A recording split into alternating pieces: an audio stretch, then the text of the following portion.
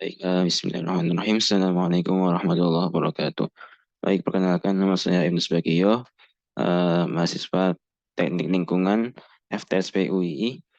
Di sini saya akan menjelaskan tentang hasil dari perhitungan UAS dari soal yang telah diberikan. Baik, yang pertama ini ada pernyataan bahwasanya ini dikerjakan dengan tanpa kecurangan. Kemudian yang nomor satu, untuk soal nomor satu, diketahui tentang karakteristik suatu air limbah untuk debit, BOD, COD, dan NH3N itu bisa dilihat sebagai berikut untuk nilainya. Dan adapun untuk teknologi pengolahan yang dipilih karena saya itu NIM-nya ganjil, maka menggunakan teknologi tracking filter.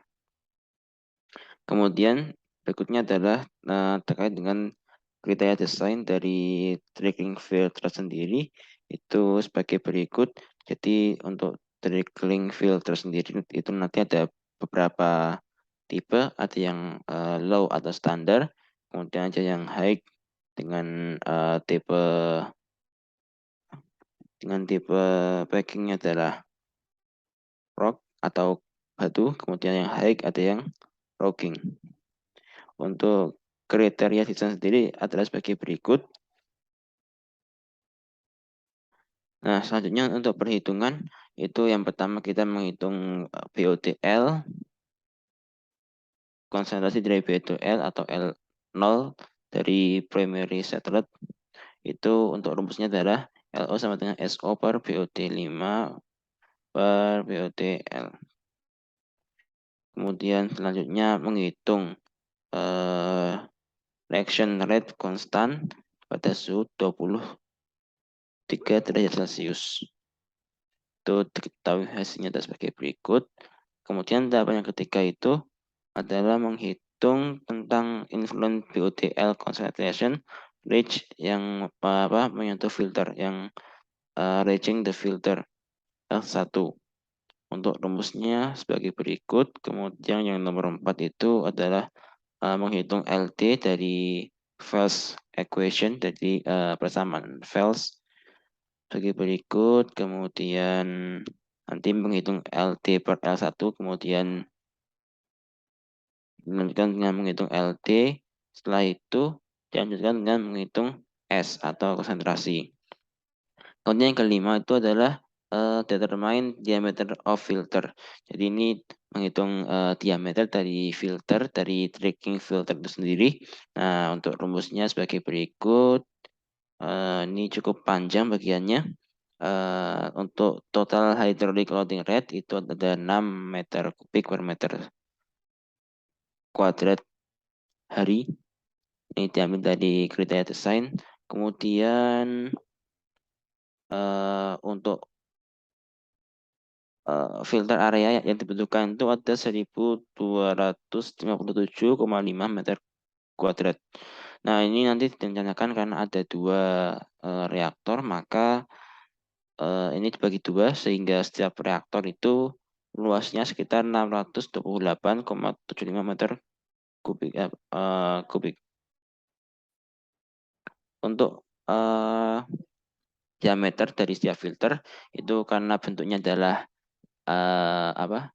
silinder, maka diameternya tuh alasnya tuh lingkaran. Nah, sehingga kita gunakan mencari diameter lingkaran sehingga ketemu diameternya adalah kita bulatkan menjadi 29 meter. Selanjutnya itu menghitung volume dari setiap filter. Nah, itu kurang lebih volumenya adalah 1321,57 meter kubik. Baik, ini untuk soal nomor 1. Kemudian ada pun untuk soal nomor 2, yaitu terkait dengan flow proses pengolahan sludge atau lumpur. Itu ada 3 tahapan. Yang pertama ada pengentalan ya, atau pengendapan. Ini dengan clarifier bisa. Kemudian yang kedua itu ada stabilisasi lumpur. Itu terdapat beberapa alternatif teknologi. Itu ada 2, baginya 2, yaitu yang pertama itu untuk teknologi biologi, itu bisa menggunakan sistem aerobik dan anaerobik. Kemudian juga untuk kimia itu bisa menggunakan conditioning. Nah, kemudian yang ketiga itu ada pengeringan. Nah, ini pengeringan nih ada beberapa alternatif. Yang pertama ada filter press, kemudian yang kedua ada belt filter press, yang ketiga ada sludge drying bed atau SDP, yang nanti akan kita hitung pada poin berikutnya. Nah, selanjutnya ini terkait dengan apa? Anaerobic digestion kan itu ada dua tuh, suruh milih, ada yang apa? Ada yang ANCP, anaerobic contact process, dan ada juga yang anaerobic digestion. Nah, ini slide kami memilih anaerobic digestion. Untuk kriteria desain dan sebagai berikut, anaerobic digestion retention time itu sebagai berikut. Kemudian juga untuk volatil solid loading rate, solid loading factor itu untuk nilainya adalah sebagai berikut. Selanjutnya untuk perhitungan AD itu kita punya data influen, berupa debit yang masuk, kemudian BOD, COD, dan TSS yang masuk. Selanjutnya kita menghitung kadar TSS sehingga diperoleh hasilnya adalah 0,064 gram per meter kubik. Kemudian debit limbah harian pada digester anaerobik itu kita dapat dengan rumus seperti berikut. Kita dapatkan 5,9545 meter kubik per hari. Selanjutnya kita menghitung volume yang dibutuhkan oleh reaktor. Jadi ini volume reaktor yang akan kita rancang didapatkan sekitar 59,545 meter kubik. Kemudian volume ruang gas karena anaerobik itu nanti biasanya menghasilkan gas metana, sehingga kita membutuhkan ruang agar agar reaktor kita nanti itu nggak meletup istilahnya itu kelebihan gas, dan gas bisa terapkan dengan baik. Itu untuk volumenya itu kita rancang dengan kubah dengan volume reaktornya, dengan rumusnya volume reaktor bagi 4, sehingga bertemu seperti berikut. Adapun untuk total volume anaerobic digestion itu kita totalkan dari volume reaktor tambah volume volume kubah.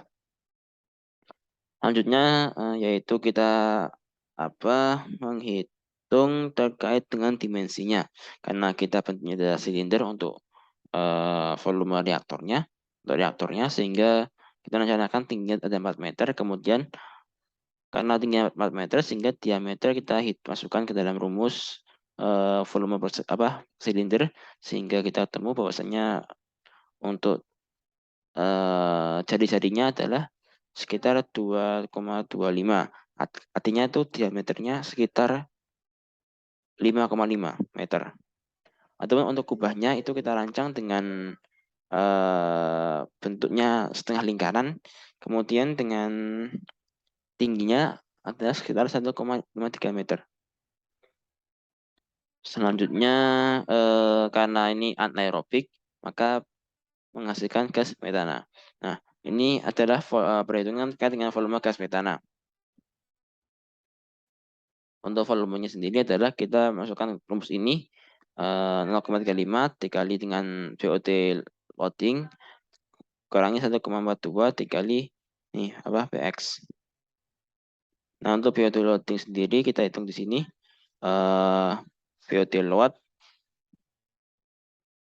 Dan hasilnya adalah sebagai berikut. Kita masukkan dalam rumus. Juga dengan yang di bawah untuk A-nya kita temu sebagai berikut. Kemudian untuk karena setelah kita menemukan nilai dari gas metana yang dihasilkan, itu kita hitung total gas yang diproduksi oleh reaktor ini. Karena gas metana itu sekitar 65% dari seluruh gas, kita masukkan dalam rumus ini. volume dari gas metana dibagi dengan presentasinya. Sehingga totalnya itu ada sekitar 650 meter kubik per hari.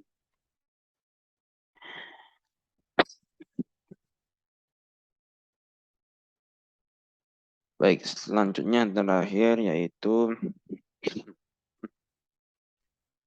menghitung sludge drying bed atau unit pengeringan. Nah, ini untuk kriteria desain sebagai berikut, kemudian untuk data perencanaannya sebagai berikut.